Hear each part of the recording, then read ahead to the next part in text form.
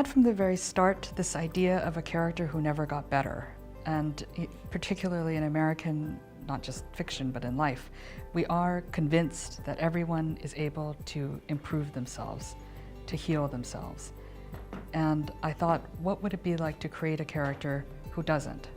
Well, the book is, as I'm sure all of you have noticed, deliberately ahistorical. When you take historical references out of a book, when you take name brands out of a book, what you really do is you trap the reader in a very small and specific universe. It's fundamentally Jude's story, but it begins, I hope the reader begins the book thinking it's a typical Bildungsroman about what it means to be young and living in New York, and then slowly realizes it's a study of trauma and of a life that seems untenable. I hope I've created in him a character who is terribly alone, who doesn't have the resources to try to extend his hand to ask for help.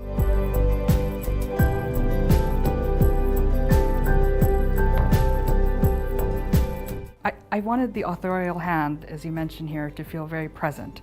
I wanted the reader to feel that someone was creating this story and someone was trying to guide him through it. I hope it does make some male readers uncomfortable, not just for the sake of being provocative, but I think sometimes art is able to hold a mirror to us and show us what we're not saying and then make us ask why. I'm certainly a feminist, and the book, I suppose you could make the argument for it because I think it does argue that as long as men are not allowed to express certain emotions, it's not good for society at all, and it's certainly not good for women. I wanted to write a book that wasn't afraid to, not to be manipulative of its readers' emotions, but to really speak to them as much as it spoke to the mind. That I wanted to write it, and in a way it's a very old-fashioned book, you know, and this idea of a book not trying to provoke reactions is a relatively recent literary trend. I wanted a book that made the reader feel as vulnerable as the characters within it felt as they were living their lives. I think that the way it ends, if it feels effective at all, it's because I think it's true.